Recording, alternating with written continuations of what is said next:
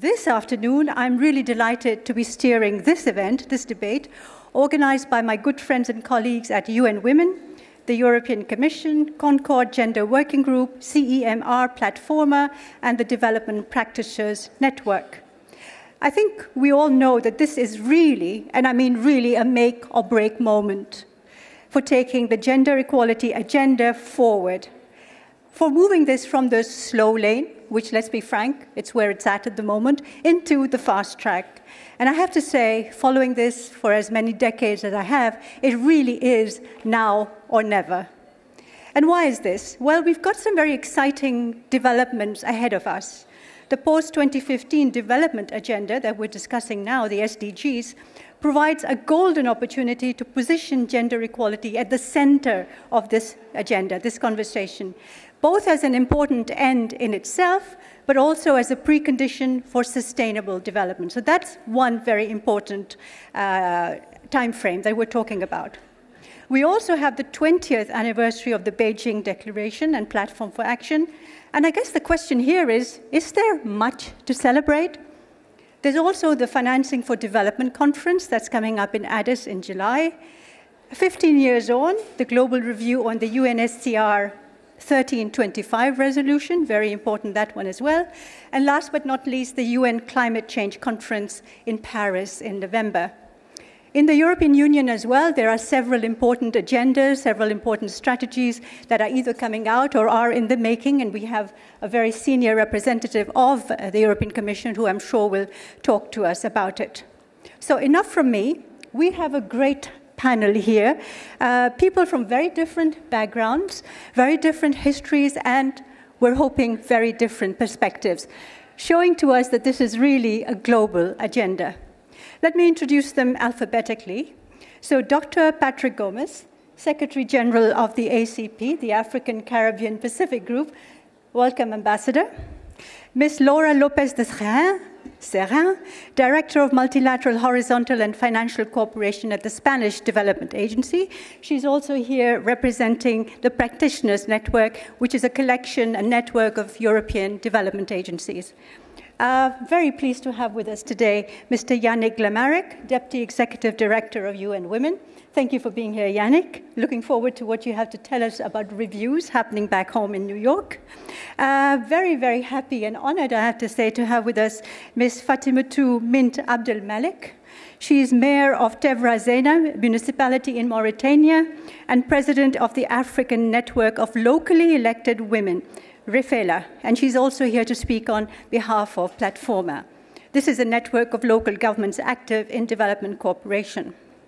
Also delighted to have with us Ms. Marta Cushena Rojas, Head of Global Advocacy Care International Concord Gender Working Group. Klaus Rudischosser, everybody knows him here. We certainly know him at Friends of Europe. He's Deputy Director General at DG DEFCO at the European Commission. And I don't think I'm missing anyone except, last but not least, Tanvi Girotra from India. And she's the founder of a very interesting concept called Becoming I Foundation. And Tanvi, we're really looking forward to what you have to tell us from the ground in India as a young leader, how you see 2015 SDGs. So I'm going to stand here for a bit, and then when I get tired, I'm going to go and sit down. I've set some very strict rules of the game. Klaus knows how strict I can be. I'm going to put a question to each of you to start off with. You have about 4 to 5 minutes to respond. I'll give you a bit more time, Yannick, because you're going to set the agenda for us a little bit. Maybe 5 minutes for you. And take it from there with more questions for everyone. And then my real mission is to get you guys very interested and to have an interactive conversation. There's a lot of experience, knowledge, and expertise in the room, and I want you to really put the questions, to put them in the hot seat, as it were. So, Yannick, I'm going to kick off with you. At the last Commission on the Status of Women, which was held in March this year, the UN reviewed progress since Beijing. What are the key lessons you've learned from this review? What's worked and what hasn't? Thank you very much, Shada. Good afternoon, everybody. I would say the key finding is that progress has been very slow and quite uneven, both across countries and across critical areas of concern. And I will maybe try to illustrate this answer with a few examples, a few statistics. If we look at women political participation, today we have seen an increase from 11% of female parliamentarians in 1995 to about 22% today. So it's a doubling. But if we continue at that pace, it will take 50 years before we reach parity, 50-50. So we are definitely not on track to reach parity by 2030 as far as political participation is concerned. And actually, the statistics are relatively good with parliamentarians compared to what you will get at the level of mayors and local government. We are honored to have with us today Ms. Malik, who is the first mayor from Mauritania. So I think we are starting at the local level from a fairly low base. If we look at education, which is arguably the area where we have seen the most progress, we had 15% of women enrolling college 20 years ago in 1985. Today we are at 25%. And it's actually, you have more women than men today who graduate from college. So it seems that here we have reached parity. But if you dig a little bit further, it's not that clear. In the sense that if you look at the enrollment at the primary, secondary level, you have still a huge number of dropouts of girls. And out of the 126 million youth that are illiterate, 61% are women. And if you compare the percentage of illiterate women among the youth with the percentage of illiterate women in terms of adults, it's almost the same. It's out of the 774 million illiterate adults, 64% are women. So basically, the ratio remained the same. So even in education, it's not that clear-cut. If we look at access to the labor market, we have seen an increase from 40% to 49%, but we are still very far from parity. And if we could reach parity, we are still 26% far from parity. If we could reach parity in developing countries, we could increase the GDP by 15% at least. So it's a huge unfinished business. Associated to it, we have another unfinished business, which is the pay gap. We still have 24% of pay gap between men and women in terms of equal job, equal qualifications. And actually, this 24% average masks some huge discrepancy, where in some countries we can reach 70% pay gap difference. So I realize that this kind of statistics can be quite sobering. And it's cool if we were to continue speak about violence against women, we will see that we have done next to no progress, etc., etc. The good thing is, at the same time, it's an average. And we have a number of cases of countries that have been able to make dramatic improvement in a record time. For example, if we take Rwanda has been able to reduce maternal health death from 1,400 to around 390 today in less than 15 years by focusing on investment in primary health care. And we have a number of highly successful examples of policies that have dramatically improved parity between women and men. Another example is, for example, Brazil. That's, thanks to minimum wages, has been able to reduce the pay gap, if memory is correct, from 38% to about 20%. So the bad news is that progress has been slow, progress has been uneven, but the good news is that when we had a political will, there are a number of policy instruments that can deliver transformative change and dramatically increase the well-being of a nation. So political leadership really is the key. Thank you for pointing that out. And also, of course, the right policies. Unfinished business indeed, Yannick, you're absolutely right. Ms. Fatimatu is going to speak in French. So if you don't understand French, please do put your headphones on. And I'm going to ask you, Fatima, to tell me a little bit about your experience at the local level in Mauritania. We've talked global, we've talked New York, UN. At the local level, vous comprenez? Ça va? Ça marche? Oui, je OK. pense que Mais ça... au niveau local, comment est-ce que vous êtes en train de faire face à ces défis? How are you meeting these challenges at local level? We've talked globally, but now you're going to tell us something about the local level. Thank you. Good afternoon, everybody. Before I reply directly to your question, could I just stress that the battle we're fighting for equality is not a battle between men and women.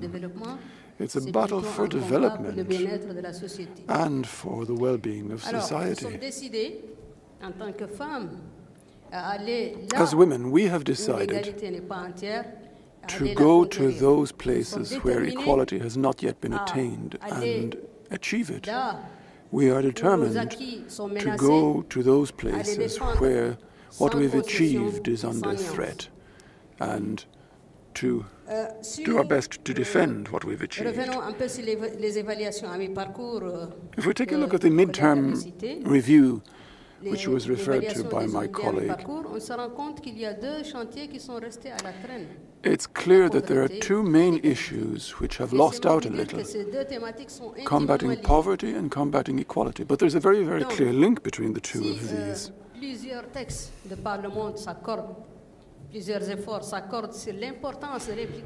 A lot of the efforts of the parliaments are going into stressing the importance of development policy. For example, we've got the European Equality Charter, and the various declarations, UNCTAD, the European Council declarations, and legislation elsewhere. Nevertheless, despite all of this, if we look at the simple people, one artist, for example, said, and I quote, Salif Keita says, society cannot move forward without women.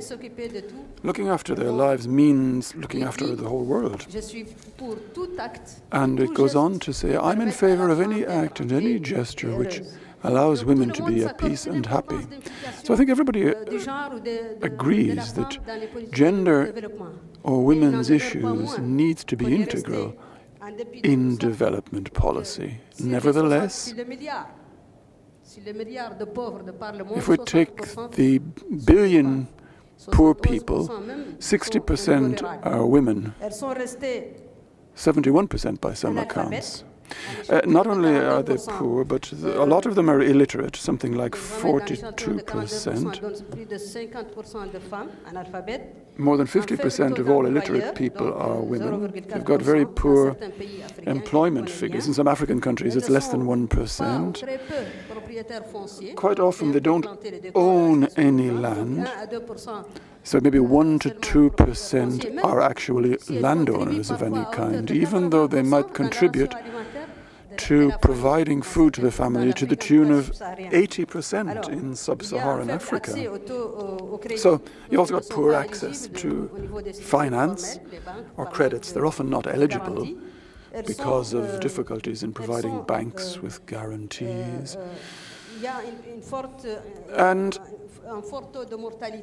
there's a very high mortality rate as well. That was mentioned a moment ago. And in addition to that, they're subject to various forms of violence. So I'm drawing a kind of a broad but very, very negative picture, I know, of women's situation, but nevertheless, this is a situation which affects their involvement in development very tangibly, and the extent to which they can become involved. Nevertheless, they have some things going for them. Demographically, they make up a lot of power. They have obviously a higher life expectancy than men. They're open and willing to listen. Inherently, they are, I think, more sensitive to the problems of individuals. What else? I mean, we've got feminine leadership is developing as well. So all of this means that at a local level, there are innovative actions taking place. We need to promote more of these, having identified ideas, and we need to ensure innovative actions at local level to get out of the situation we're in, which is pretty poor at the moment, and which represents, I think, a handicap for development too. Thank you.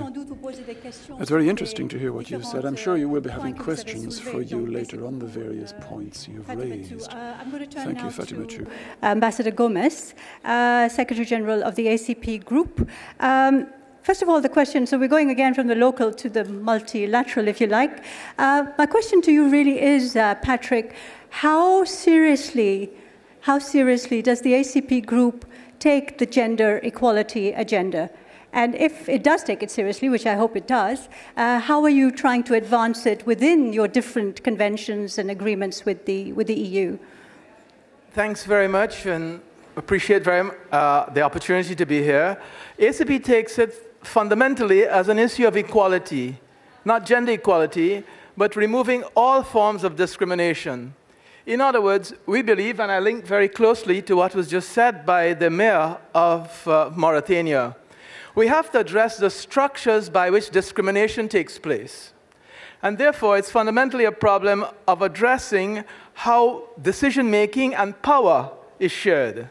Power is shared in the family because we have a conception in which the breadwinner, and invariably where the breadwinner was the male, was given a certain preference to be able to earn.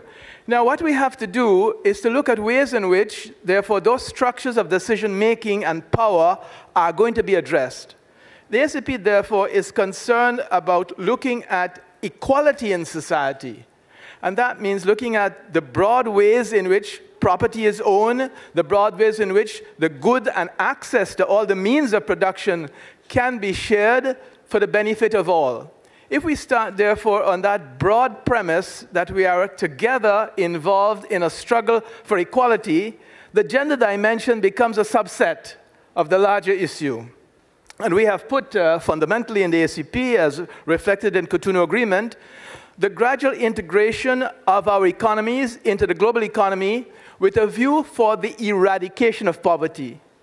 In eradicating poverty, therefore, we can look at the areas in which impoverishment comes about. And impoverishment comes about because women are put into a secondary role.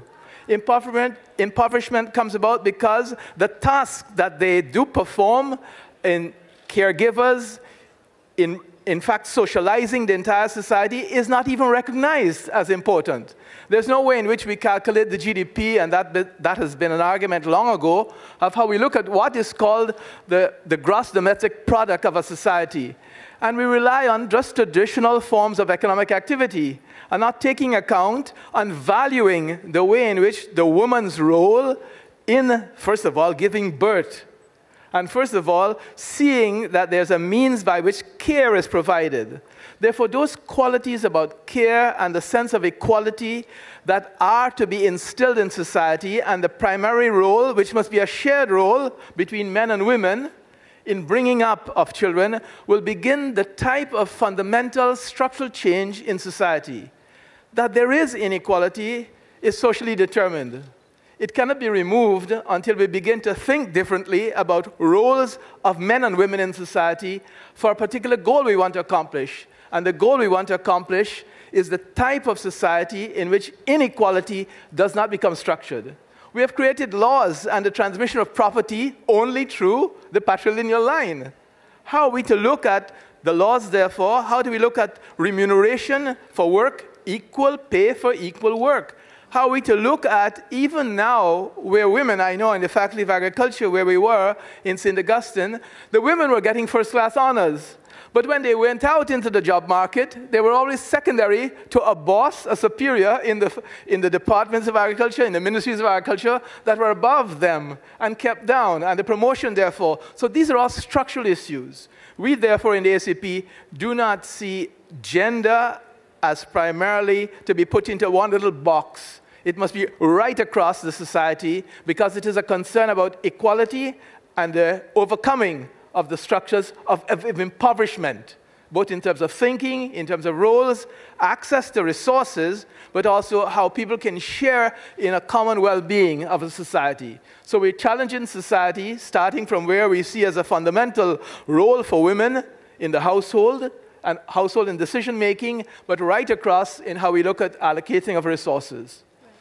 I leave it at there, and I hope I can come back to elaborate. Thanks so much. I promise you that you will be able to come back. So not just a question of social justice, but also economic development. Societies where women are not treated equal are actually lagging behind in terms of development as well. Thank you very much, Patrick, for making that comment. I'm going to go now to Laura. Patrick talked about some of the structural impediments, and he talked about property, and he talked about decision-making. I want to ask you about what you see as the key structural constraints in tackling concretely, on the ground, these questions of gender equality. Thank you very much. I'm very pleased to be here.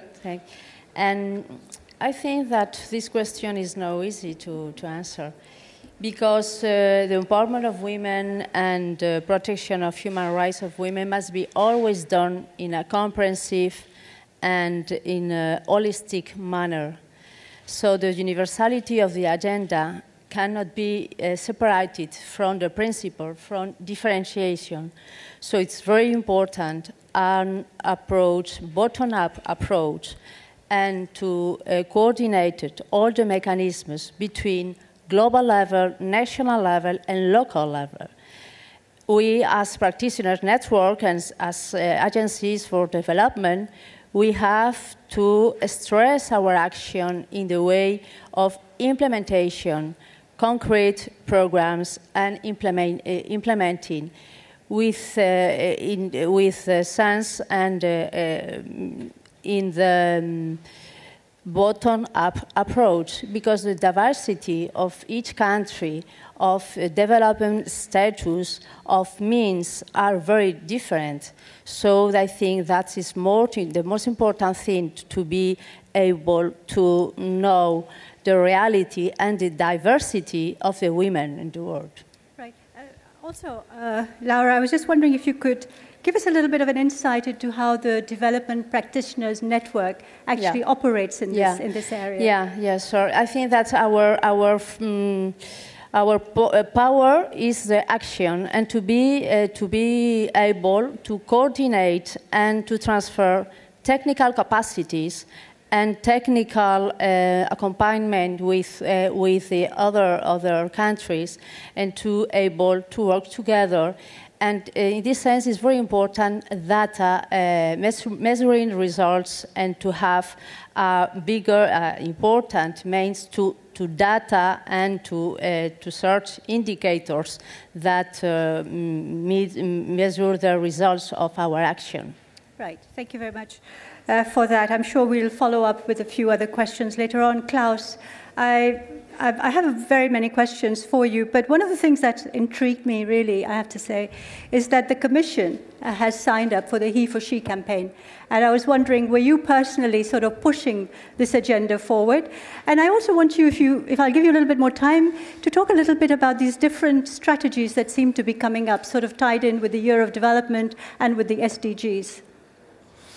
Well, let me first of all say that for once I don't thank for being on a panel, because I don't have good news to bring. When you talk as a development actor, and as a large development actor, as is the European Commission, the only thing you can say is we have a big problem. It was already outlined, and Melinda Gates said it before. And the fact is that when you look at the recent evaluation that we did on our gender action, which is public, you can look at it, or if you look at the gender action plan, which has just expired, you can only note that we have not done well. We are not doing well. Now, this is really a matter for concern. And I'm not going to argue the case for gender. I would just like to pinpoint one issue, and I think Melinda Gates said that very well this morning. If we don't get gender equality, we will not get the development results we want to get. And if we want to end hunger or poverty by 2030, we actually have to end gender inequality before 2030, because if we don't end gender inequality, we will not end hunger and poverty, as was very well said by the mayor. So it is for us not just one other target, not just one other objective. It's actually a question of success or failure. I think that's the way we should look at this issue. And obviously then we have to draw the consequences from this. Now you mentioned that Commissioner Mimica indeed has made this his highest priority. He has got the whole Commission to sign up to the He for She campaign. I would also very much like to welcome, because I recognize here the Parliamentary Secretary of State from the UK. The UK has put this issue very, very high on the agenda.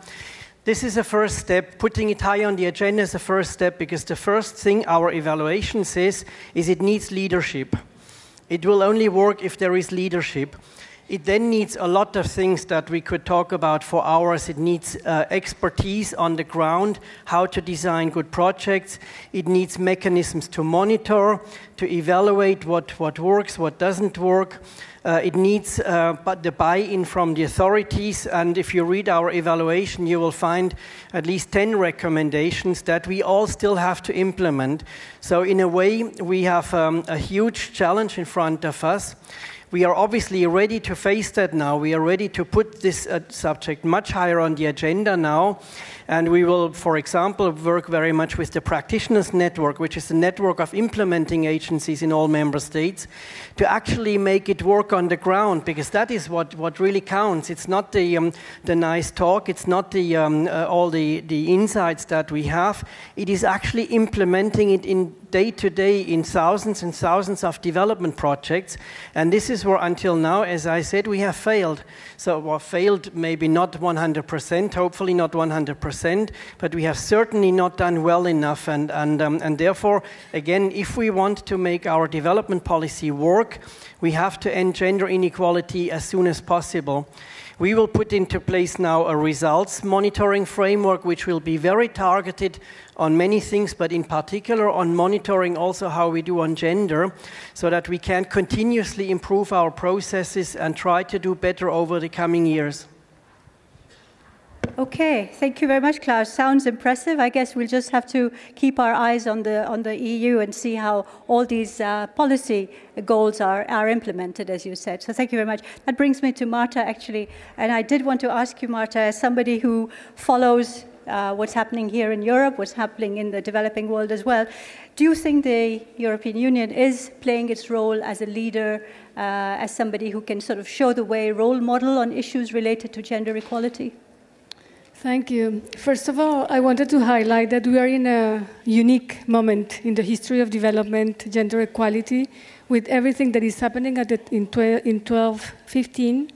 And Europe has an amazingly important role as a leader. Europe is the main donor. It has a lot of political influence. So I would like to stress that Europe has a very, very strong role to play. And we heard that there are many policies, that there has been many decisions. We were very happy to see the recent conclusions of the Council on Development Agenda.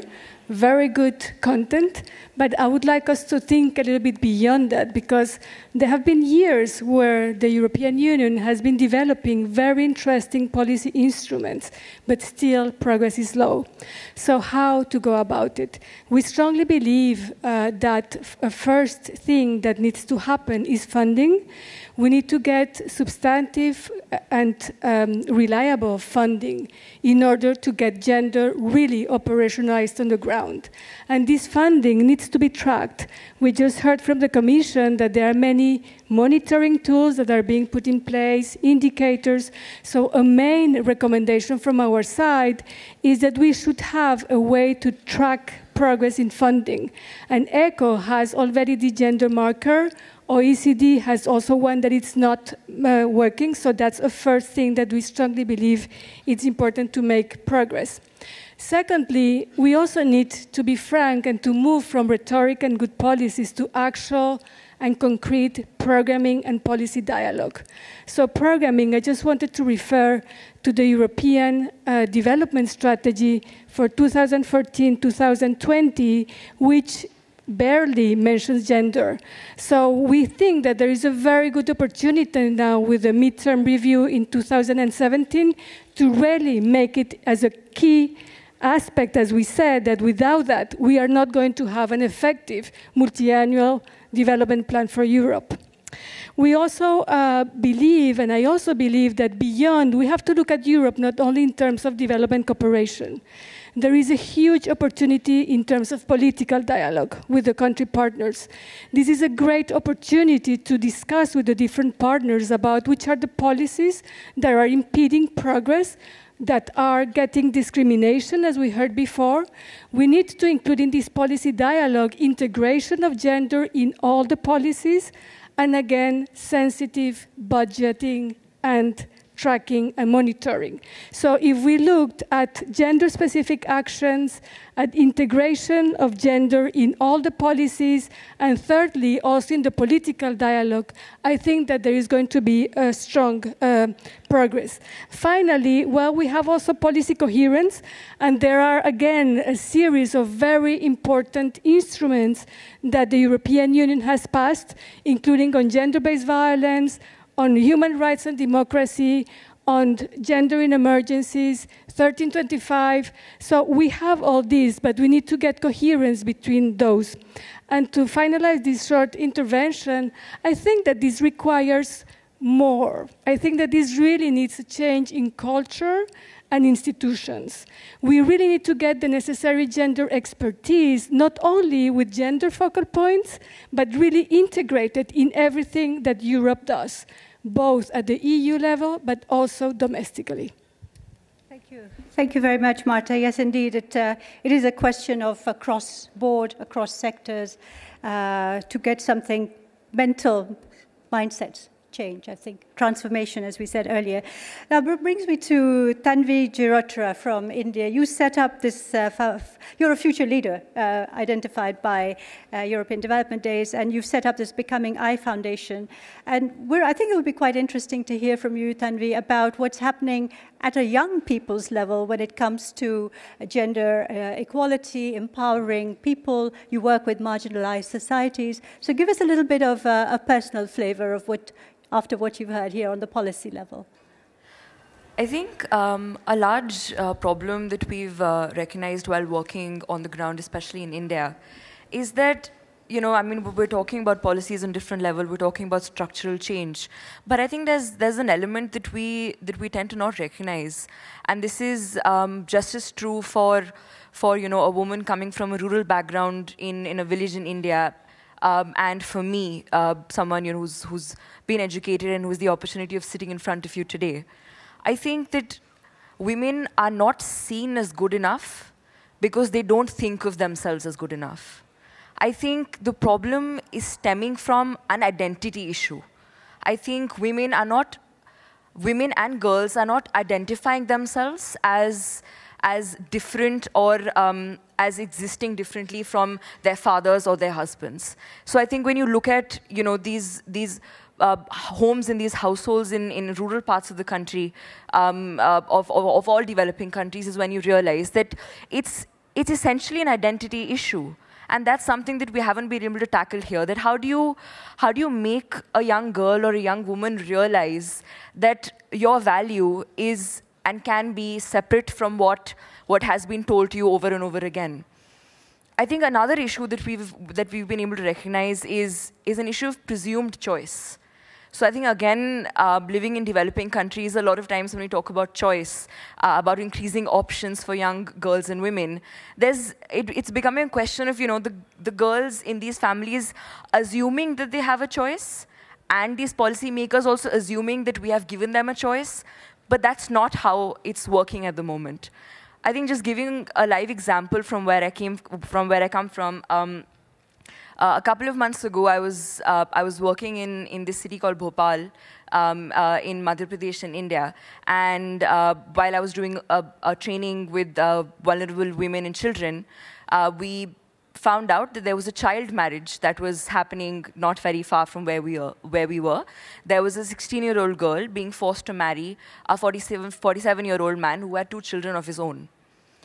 Now, while, in that rush of the moment, while we gathered different leaders from the village and we tried to get a team together, and when we reached there and we tried to stop what was happening, I was able to somehow be the only one who could relate to that young girl who was sitting in the corner. So I went and sat with her, and I really expected some sort of a breakdown, some sort of a sense of why she was going through this, and whether she understood what it really meant to be married, and what it was going to do to her mentally, what it was going to do her physically. And I sat with her, and for the first few minutes, there was absolutely no answer from her side. Eventually, when I was able to maybe, soften her up a little bit, she just said, "Why are you here? Everything that's happening is my own choice. Nobody's forcing me. I want to get married." Which was very shocking for at least me. And I looked at her and I said, "Are you understanding what's going on? Are you realizing that you're being married off to someone that you have never met before, and someone who is more than 3 times your age?" And she said, "Yeah, it's what my parents have decided, and I'm okay with the decision because they know best."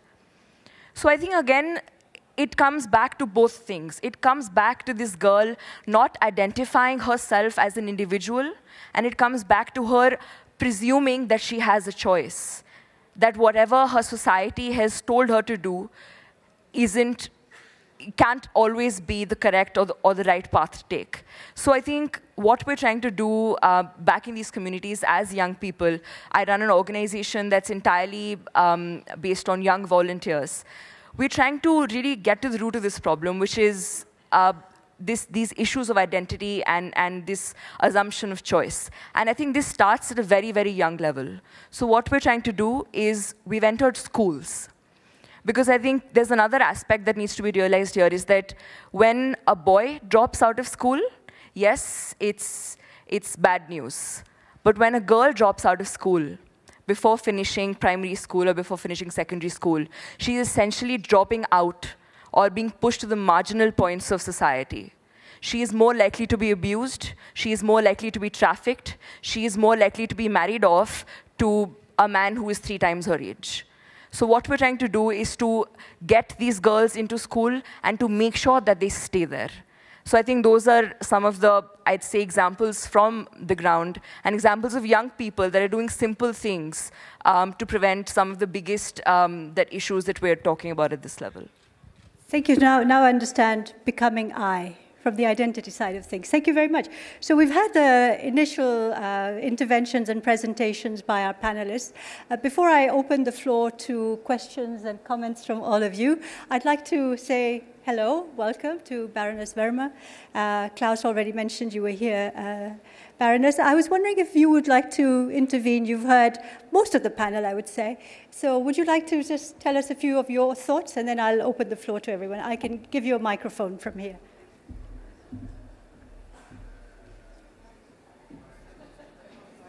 To do so. Thank you very much, and I'm really sorry I missed the beginning of the Mayor's opening remarks. But I do welcome, Commissioner Klaus, your honesty in your intervention. I found it refreshing to hear complete honesty, but I also welcome Commissioner Mimica's commitment to putting girls and women at the forefront of everything that the EU is doing. I've got one question with 2 parts, if that's all right. First of all, with the new Gender Action Plan, are we going to really get some really stretching targets in there? Because I think we need to make sure that at the heart of what we're trying to deliver, that we really do put some stretching targets in, and that it's got to be properly resourced. And how then will we measure progress being made and what we will see as success if success is reached? And secondly, can I get some reassurance from you, Commissioner, that this commitment will be reflected in all of EU's external action, be it development, humanitarian, or trade? Because I think, again, it's important that it goes across the 3 threads. And could I just, before I give the microphone back to you, say to Janvi, it's refreshing to hear such honesty from young people. I'm from the Indian background too, so I know the challenges facing Indian women, but it's a global issue, and I think we really do need to tackle it very much from the beginnings rather than leave it to schools even. Thank you very much indeed, Baroness. I think that's a very, very relevant question, and the resourcing side of things that Marta also raised ahead of Addis especially becomes very, very pertinent. I'm going to take a couple of other comments and questions. Could you please take we have a roving microphone. Please just identify yourself. And if there's a question to a specific member of the panel, please do say so. Oh my God, this is difficult because this is... So I'm Isabella. Thank you very much for the opportunity. I'm Isabella Toth. I work for Cordaid in the Netherlands. You can do it. You can shorten. Sorry. And our organization focuses primarily on fragile states and contexts. And having listened to all the esteemed panelists, thank you for the interventions. I wonder how this would be translated in fragile states, in fragile contexts. Because I heard Paul Collier saying a couple of months ago, well, maybe nobody knows, we don't know what to do, but we will do it anyway.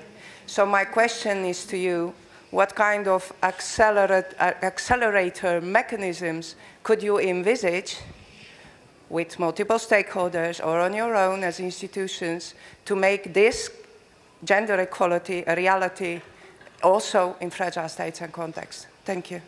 Fragile states and conflict-ridden states, I think, Isa. Yeah, right. There was a hand that went up there. Yes. My name is Ilut Lace. I'm from Latvia, non-governmental organization Marta, Resource Center for Women. And I agree that it's very important that we do have funding for gender equality and to eradicate gender-based violence, including trafficking, prostitution, rape, and so on. But it's also important that we ensure that this funding goes to the right hands and that it's accessible for frontline agents, organizations, women organizations that deal with these issues, because for many of them this funding is not accessible. And it's also important that all the activities that there are people that do for equality are supported by policies and strategies. And as it was already mentioned, EU and Europe, it's like example for very many countries around the world. And my question is what's going on with the new gender equality strategy, like action plan between women and men?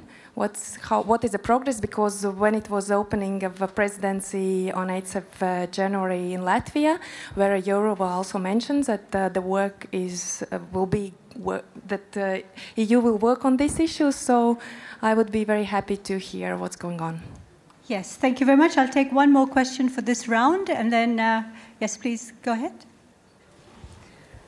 Good afternoon. I would like to thank you for the opening speeches, and I have one question for the Commissioner, because I would like to know what the dialogue inside the Commission looks like, especially between the DG DevCo and DG Trade, and what are the odds that while concluding free trade agreements would be gender equality clause and gender equality promotion included in the free trade agreements, because, for instance, with the FTA with Korea or Singapore, it wasn't included in the Sustainable Development chapter, and also with Vietnam, it doesn't look like it. So I would like to hear from you how much you fight around it. And yeah, that would be the question. Thank you very much. Thank you. I hope Klaus has his boxing gloves on when he's tackling DG Trade. Quite a difficult prospect ahead. Klaus, I'd like you to kickstart, and then Yannick, I'll come to you. Thank you. Well, I knew this was going to be difficult.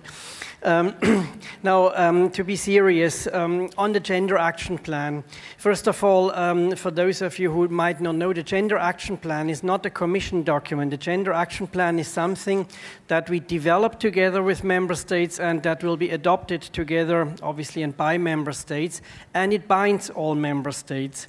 And so the level of ambition to a large extent will depend on what Member States can agree as a level of ambition.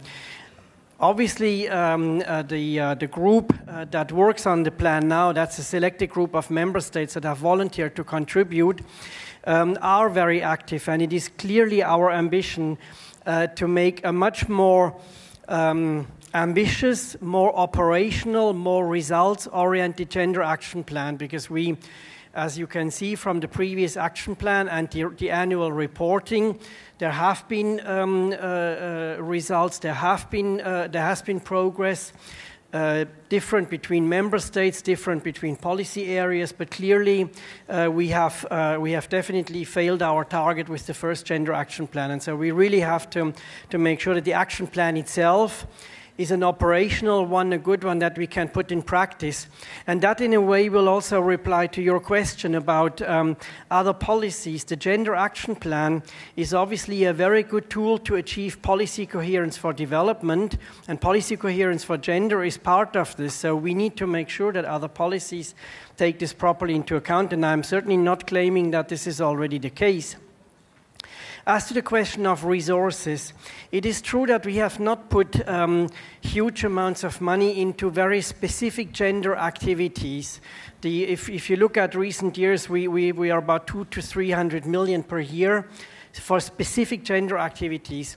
But that also has its reason.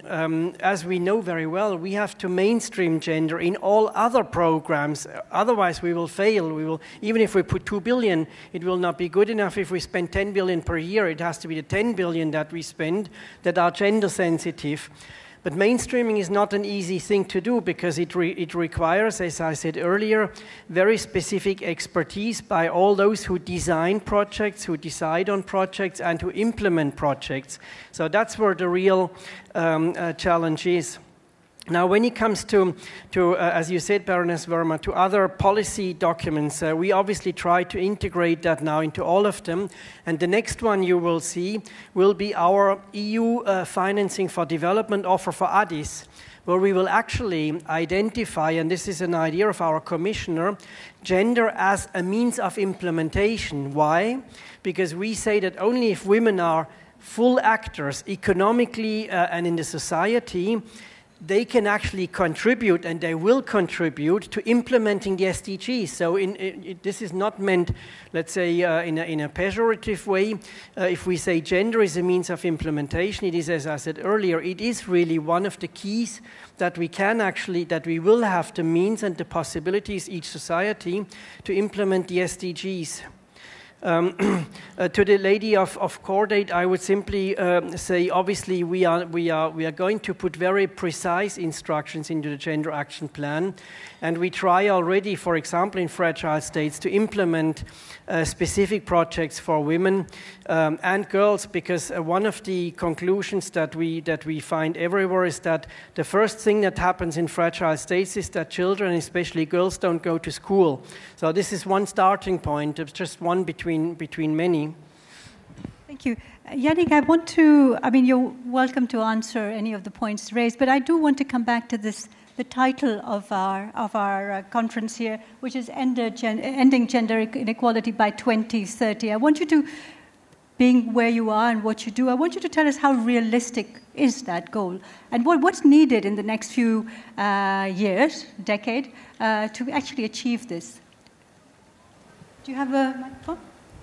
Yes, thanks, Shada. If you do not mind, I would like to also address the question regarding gender equity in conflict, post-conflict situations, because it's a particularly critical issue.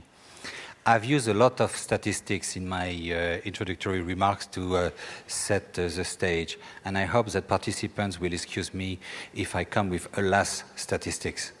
Out of the 585 peace agreements that have been negotiated from 1990 to 2010, only 16% made a reference to women. And this is catastrophic, because we have a huge body of evidence that shows that enhancing women engagement in peace and security dramatically increase the efficiency of humanitarian assistance, facilitate peace negotiation efforts, accelerate economic revitalizations, and dramatically reduce the likelihood of relapse into conflict. And here we have one of the most powerful mechanisms that is totally ignored, bypassed. And so we dramatically need to change the situation. In 2000, there was a Security Council resolution, a landmark Security Council resolution called 1325. And the objective of 1325 was to ensure that we will secure women engagement in peace and security. And clearly, the result is more than uneven, even if we have seen some recent progress. And so UN Women is, in 2015, is serving as a secretariat for a global study on the implementation of 1325.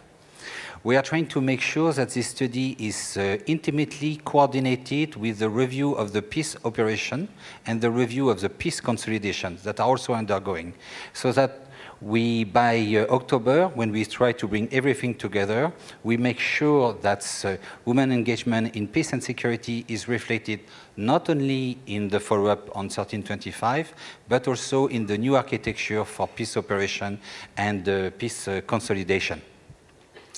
We understand that the government of Spain will champion a new Security Council resolution to try to take note of what has been done, what has not been done, what have we learned, and how we could make sure that we do not meet again in 2030 and come up with exactly the same statistics. In addition to bringing forward the body of evidence, UN Women is also establishing a global acceleration instrument, and the choice of your terminology makes me think that you knew about it. We are trying to establish a global acceleration instrument for the implementation of 1325. Why? Because there is a major financing gap between the peace negotiation, financed from what we call access contribution in the United Nations, and the resumption of official development assistance. And during a critical year, nothing happened, because it's too late for access contribution, too early for the EU for official development assistance. And we know that if we could have a little amount of money, a little amount of seed money, 1 million, 2 million, to give to women associations for them to ensure that we do not see a regression of often the economic role that women have played, that we can ensure the engagement of women, we will dramatically improve the likelihood of sustainable development for conflict-affected countries. So it's really something we would like to see by October of this year. Now, I realize that I've taken a lot of time, so I will try maybe, Shada, to respond to your question in a nutshell. If you go back to the statistics I use in my introductory comments, it's clear that we are not to reach 50-50 by 2030 if we do not change track. If you look at the existing strand, it will take at least 50 years for political parity. It might take much more, actually, maybe 80 years for economic parity. So we need a new impetus. And actually, we know that it's possible because every time, in every single country where we have had a political consensus for action, it has happened. And so what we need is to have a global consensus, a global political will, and after the appropriate policies to create an enabling environment for gender equality, we need to address the issue of social norms, harmful social norms, and part of women empowerment means men's engagement, and that's the reason why I'm so pleased to see that Klaus and I have the same pin, because men and boys engagement is also a critical part of it. and we do need indeed money. And every time, everybody will every time says that they need money to achieve something. But if you, one of the main attributes of women's poverty is time poverty. They work they do 250% of the unpaid care work of men. And they simply often do not have time. And unless we can invest in social services such as childcare, in basic essential infrastructure such as water supply and sanitation, energy access, there is very little that will happen. So we need political will, we need policies, we need to change social norms, and we need finance.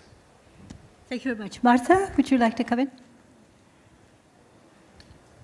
Thank you. I wanted to address these two questions, and I will start by the second one because it relates with what Yannick just said in terms of the fragile countries in conflict. And I was going to mention 1325, but I just wanted also to mention here, because we talk about all these key processes in 2015, which I will not list, but we have also the World Humanitarian Summit coming up next year. This is a huge opportunity and challenge. The humanitarian system has been working for many years, and we are still unable to respond in a proper way. And gender in emergencies is a critical aspect, not only because the vulnerability of women and girls to emergencies and the roles that they play both in responding and also in peace building are very different from men. So Yannick just mentioned the issue of participation, but we have also issues of vulnerability like GBV, etc. And what we are seeing is that even if the World Humanitarian Summit is next year, negotiations are happening now. And I wanted really to bring this to the discussion because gender so far is not present. So we work with the UN Women around the CSW to bring the voices of women, because as we heard from the Major, they know what they need and what is happening are really at the forefront of action. So we brought 30 women from conflict-affected countries to bring to the Secretariat of the World Humanitarian Summit and UN Women what they need, what it meant. And from there, we have been trying to get gender into the agenda, and we saw that in the meeting that happened in Bonn, gender was totally absent. So I want to make really a pitch here because the European Union is so important in moving that agenda forward. If we need to have a two-pronged approach for that, one that is a specific area on women's economic empowerment and gender equality in humanitarian emergencies, and secondly, to ensure that the other elements also include gender equality and women's empowerment. So I think that this is in terms of creating the space. Now, how to do it, and this comes to the issue of where the funding should go. We need to localize humanitarian response. We need to work with the women's group that we just heard from our colleagues here in the panel. We need also to ensure that women participate in peace building and in the different stages of reconstruction. And just to finalize, it's important to note that emergencies are not anymore as they used to be. They don't start, stop, and then we do development.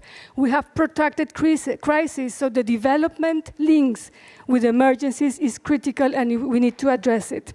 Now, coming back to the question that was specifically mentioned in terms of where the funding should go, clearly it has to go to the women's grassroots.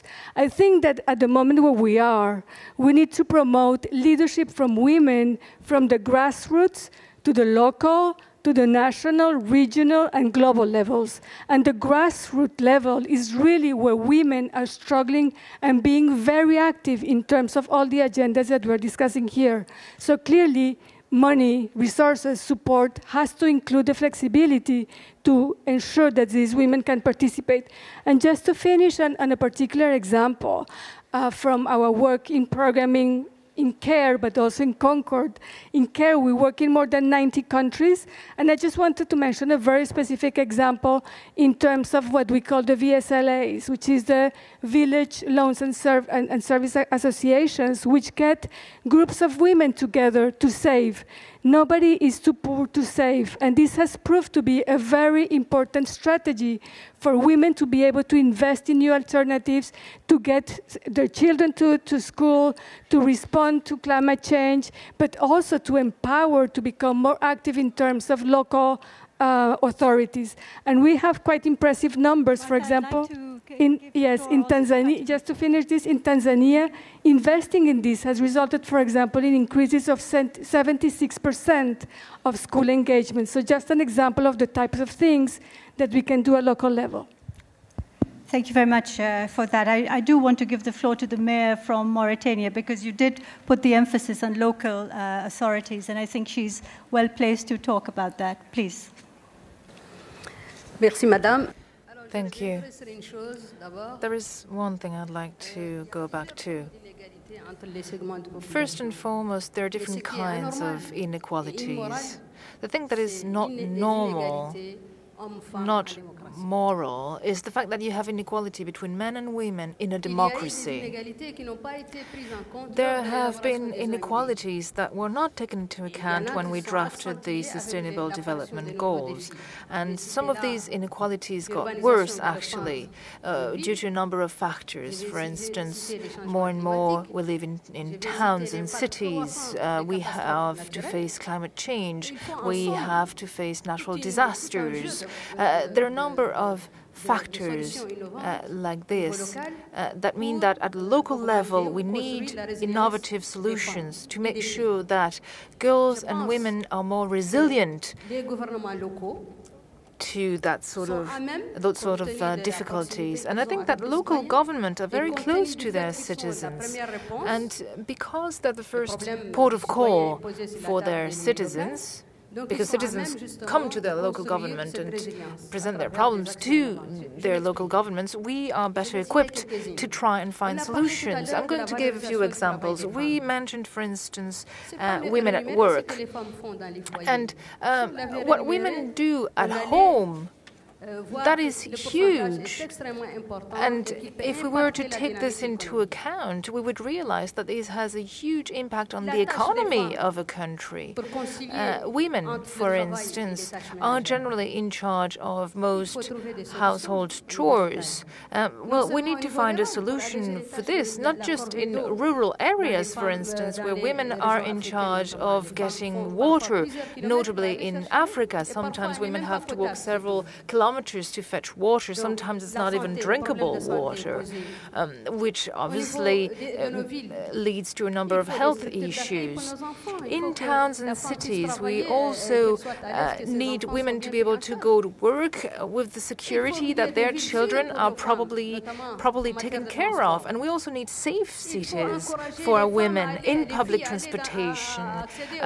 We need to encourage women and girls to study science also. Why is it that we always end up in supposedly women jobs? I mean, very often you end up being a secretary, and very often also, if you're in the medical profession, I mean, these are the type of profession like nurse or others that are primarily for women. And we need to make sure that girls who do well in school can have access to scientific jobs. We need to make sure that in schools, girls can go to school. In most countries that I know, African countries, very often girls, when they live in rural areas, they can go to primary school. And very often, they do go to school when it's primary school, but afterwards, clearly, girls no longer attend school, because families are not going to move so that girls can keep going to school. Therefore, they go to school for a few years and then it's over because the family does not move, and the girls therefore cannot have access to a proper school. We need to make sure that that changes, because that will enable girls to study and women to have access to other types of jobs. Unfortunately, I think that in African countries, very few girls actually manage to study and go to these jobs. We need to open up the debate to other people, so please, if you could just conclude. I have a number of solutions that I would like to present. I could talk all day long, because this is what I've been fighting for, please. The African Union has decided that 2015 was going to be the year for women empowerment, and that's a good decision, but I think that we need results, and unfortunately that's not always the case. The three panelists who haven't spoken yet, but I'd like to take a couple of other questions and then start with you. I've got some impatient hands out there. The lady in the middle here, then the one right behind her. Yes, I see your hand. I do see it, Fraser. I'm going to make a plea. Please be very short and specific, because we won't get to the answers otherwise, and we have to stop at 3:30. Yeah. Hello, I'm Kate Horsted from Age International. Fatimata, you mentioned that women's life expectancy is longer than men's, and inequality actually accumulates throughout the life course. So I was wondering, at the moment, a lot of this discussion, particularly in the UK, I've realised about development, about women and girls in development, focuses on younger women. But I want to know how we can ensure that women are supported at every stage of their lives and enabled to claim their rights to all these things that have been discussed here, like rights to healthcare, education, employment, and protection from violence at every age, including older age. Thank you. Okay, thank you. Lady at the back, then I'm going to go there. I think I can take 3 more questions. So if you are respectful of others, keep it short and simple. Okay, thank you very much. I'm Misrak Tamru. I came from Ethiopia, UN Women Office. I have just 2 questions briefly. One is for the mayor. The mayor has mentioned that we need innovative solutions to ensure gender equality and women empowerment at local level. I would like to ask if you have considered gender-responsive budgeting, the importance of gender-responsive budgeting to ensure gender equality in the different sectors. Since as UN Women, we really have it's a key to many doors to ensure gender is mainstream in the different sectors. My second question goes to Commissioner of SCP. You have mentioned that you work on removing all forms of discrimination. And as our DED has mentioned, like on education, women are mostly affected, illiterate women. And education for all is a right for all. So how do you see addressing women illiteracy? And also I would like to ask the same commissioner, the EU, like on the EU FFD, are you considering promoting financing for gender equality and also education for women? Thank you. Thank you very, very much. Fraser there, and then I'll take 2 more questions. I see you, yeah. I'm sorry, I won't be able to take everyone's question, but this is an ongoing conversation, so there's plenty of coffee outside, tea, and the discussion can continue. But here, Fraser, please, and then I'll take 2 more. Thank you, Shada. I'm Fraser Goodwin. I work with the EU Office of Save the Children. And my question is, it's great that we've heard so many voices today saying that gender equality is a precondition for sustainable development, which is no great surprise because sustainable development is about equity, intergenerational and intergenerational equity. So if we're going to have it as a precondition, we need to set it early. So the first part of the question is, by when? It's not 2030. By when do we need gender equality? And obviously that means we're going to need to be much more ambitious, much more faster than our current pace. So that means we're going to have to be more confrontational, because there are people, they're not in this room perhaps, but there are people who are fighting against this. So how do we do this? We've heard one comment today that the Gender Action Plan is going to be based on the level of ambition of the member states.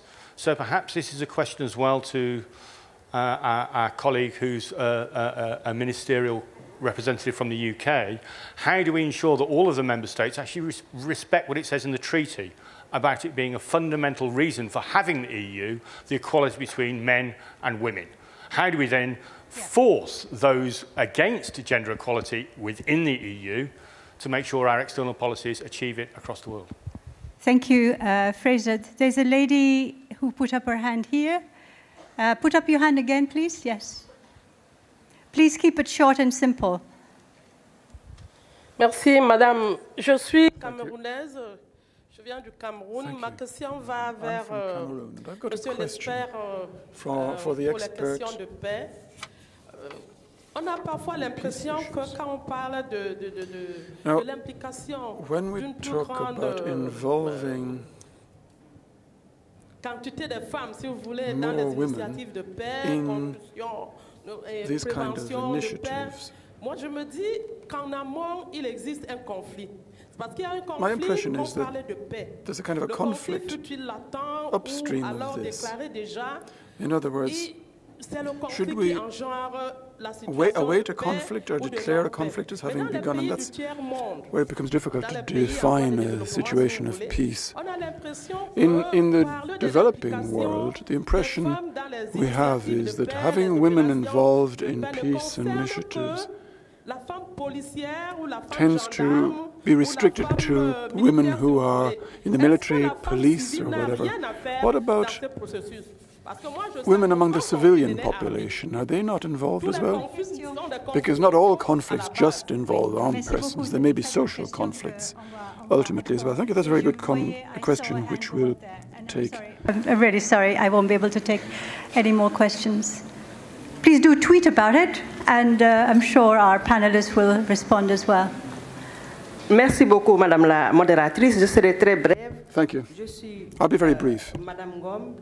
My name is Mrs. Gum, and I'm the Director for Gender Equality in Senegal. And I've got a question I'd like to put to the representative of the Commission, the European Commission and ACP.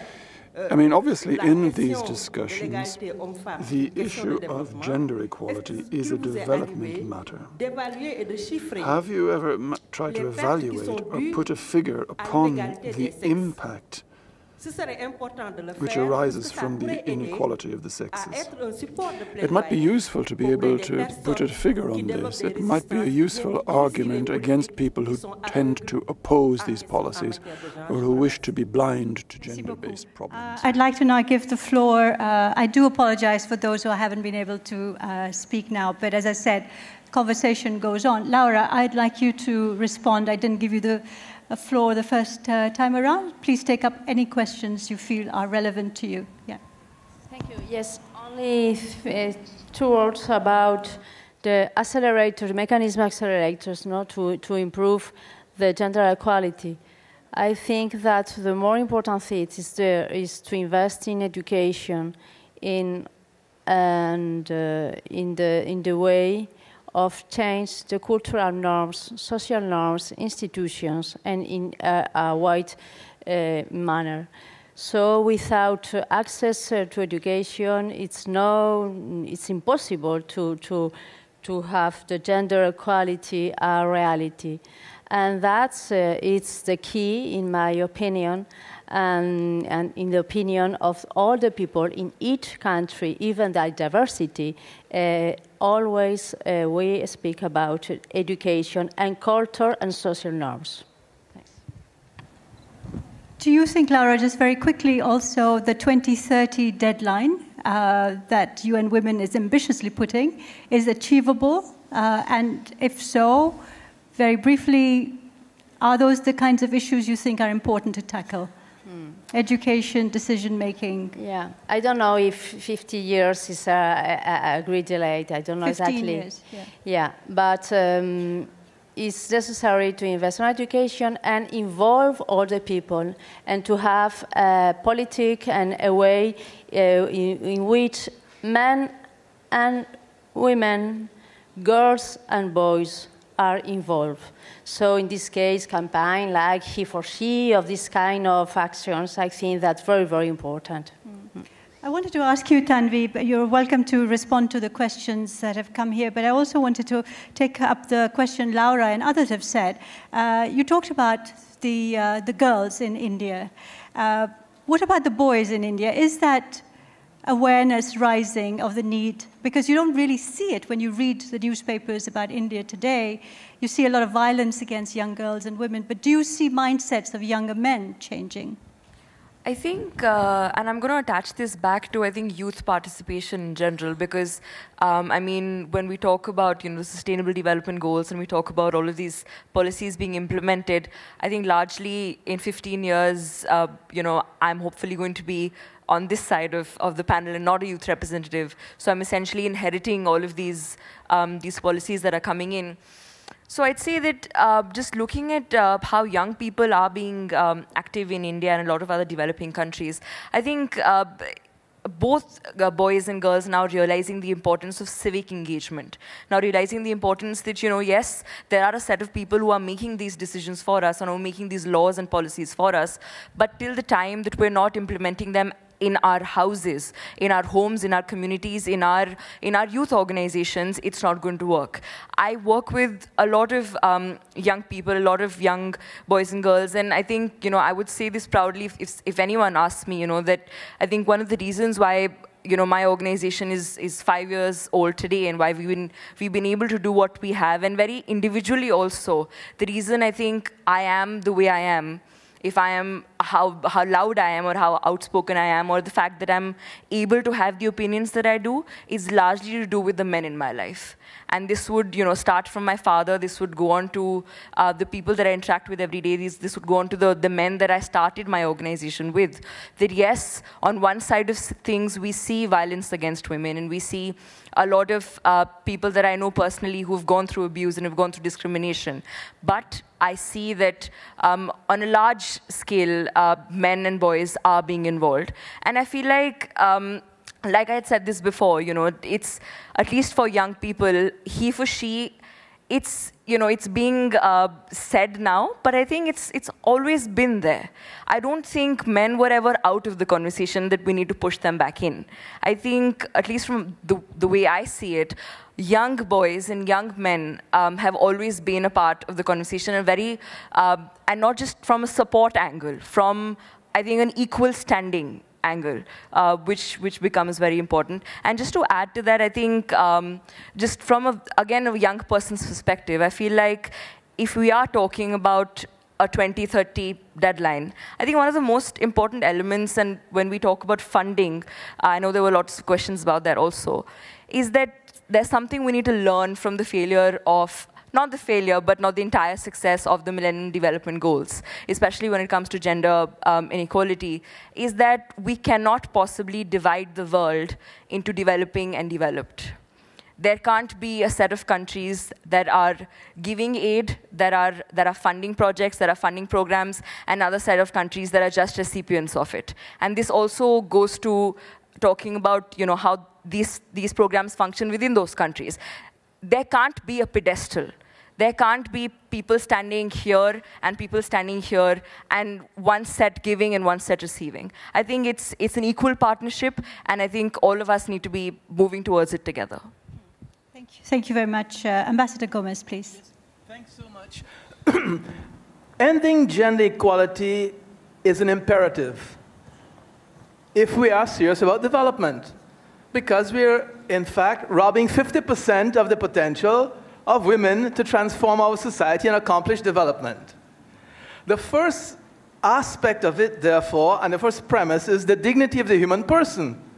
If we do not inculcate, if we do not have that conception that we're all equal as human beings, then we wouldn't cast our society into the roles which allow us to discriminate or give women certain subordinate roles to men. Male-dominant men are the problem why we do not have gender equality.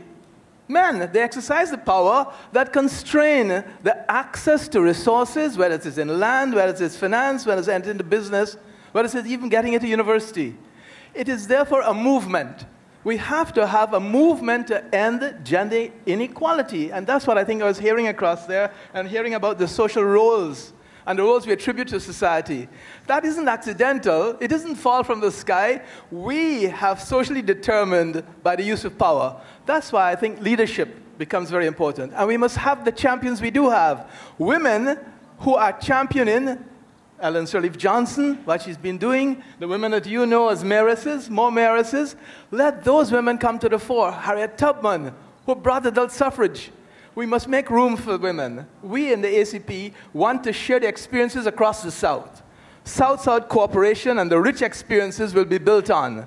We learn from the lessons, and that is why we see this process as ending inequality, hopefully by tomorrow. No, but it's a process that we are involved in to ensure that structurally we transform society in how we see each other and how we build dignity and achieve justice in society. And that's what we're about. Thank you. Thank you, and it's quite encouraging, I have to say, that the president of the African Union Commission is a woman. I think, we're not there yet in Europe. It was actually very interesting. I was at a conference the other day at NATO, and there was a general, it was about gender integration into the armed forces, and he started off by saying, I'm a white, heterosexual male, and I've never been discriminated against in my life, but now I am so convinced that you have to have gender integration into the armed forces for reasons of effectiveness and capacity and capability. So I thought that was one way in which mindsets are changing, gradually transforming. Klaus, there are a couple of questions for you. If you could respond very briefly, and then Yannick, I'll go back to you. Well, let me be very brief because I've already talked a lot. Maybe just 2 or 3 things. Education was mentioned clearly, and this is also related to a question of resources. That's why I said it's not a question how many resources we put on very specific gender projects, because whatever we put into education, if it benefits girls, obviously, is a very, very important contribution. And this is why we are seriously considering, whenever we fund secondary education, which is the key, which is where girls drop out of school because they're married away before the school is finished, etc. So we have to invest in secondary education for girls. This is just one example what needs to be done. The question about setting a target. First of all, I have some misgivings in setting a target for gender equality, because gender equality is a human right, and to say we will achieve it by 2030 means to tolerate that the human right is not implemented for the next 15 years. I find this very uncomfortable. Nevertheless, in the SDGs, there will be, I think, if they are adopted as they stand now, there will be enough, let's say, talk about equality and targets and indicators. So it will be a process. And I really do hope that we can align ourselves with the 2030 date, because it doesn't make sense for the EU to set its own target. We want everybody to achieve this. And so we will certainly align with what will be decided in New York, if it's ambitious enough. That's quite a challenge to the UN system, Yannick, if it's ambitious enough. Je vais peut-être essayer de répondre d'abord à la question de la participante du Cameroun, et après je reviendrai sur ce point. La une plus forte participation des femmes dans les opérations de maintien de la paix et les forces de police et d'une importance critique, parce qu'elles jouent un rôle modèle pour toutes les femmes défaites et aussi parce qu'elles peuvent permettre de réduire le risque que les crimes contre les femmes restent impunis. Their presence means that crimes against women are less likely to go unpunished. And obviously, if those crimes are not punished, this has consequences because it is not deterrent. And therefore, the presence of women in all of those police forces is essential. But when I mentioned the commitment and the presence of women in police and security forces, it was not just their presence in the forces. I mean, I meant by this that they could also negotiate peace, that they could be involved in rebuilding the entire social capital of a country. And all of this has to be done through NGOs, through different women organizations. One of the problems that we have in fragile countries is that we need a stronger social society. UN Women does realize that it's extremely ambitious. Because if you look at the trends will tell you that this will take much more than 15 years. But if we do not achieve it, it's not because of a given fatality. Because we know that if we set our mind on achieving it, we have the tools, we have the means of implementation to make it possible. So if we fail, it's not because of a fatality. If we fail, it's because of ourselves. And it will have consequences for both women and men, for everybody, for our society at large, for the sustainable development of this century. As mentioned by Klaus, can we really believe that we will achieve the Sustainable Development Goals by 2030 if we fail to achieve Sustainable Goal 5? It simply does not cut mustard. If you try to look at what it takes to achieve every single Sustainable Development Goal, there is no way we can achieve them without achieving Sustainable Development Goal 5. Therefore, it's an aspirational goal, but it's also a critical and an essential, existential goal. Thank you. Which, on that note, I think we will end this very, very interesting conversation. I have to say, I'm not going to wrap up because it's going to be too much of a challenge to do that in a minute and a half. But I am going to say that it's been extremely diverse and varied and interesting. I'm sorry, we'll have to move on. Very interesting conversation. I think we started off, Yannick, by you saying the progress so far on gender equality has been slow and uneven. And then interesting, Klaus came in and was, I think, brutally honest, really, saying we have a big problem, we're not there yet, we're not doing well. And I think that is something we really need to remember as we move on towards these different defining moments that I was talking about when I started off with the SDG debate, the 1325 debate, the question on funding for development. I think some of the points that have been made really do need to be taken forward. The question of women and women's rights and women's involvement in peacekeeping and in fragile states, I think that is extremely important. Accessibility to finance, funding, reliability of funding, so that we're not living on a day-to-day basis when it comes to achieving these ambitious targets. Very much a question of a human right, but also I think the economic argument has to be a very, very strong argument. No equality, very little development.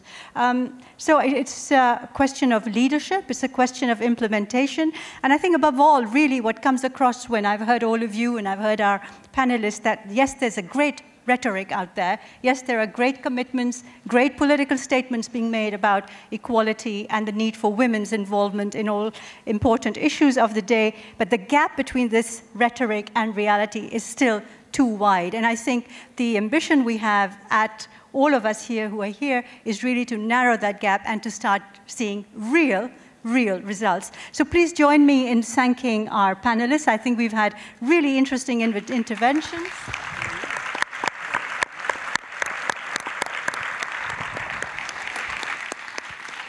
And thank you very much indeed to UN Women and all your partners for having this debate, and to you for your interventions and questions. As I said, the conversation continues.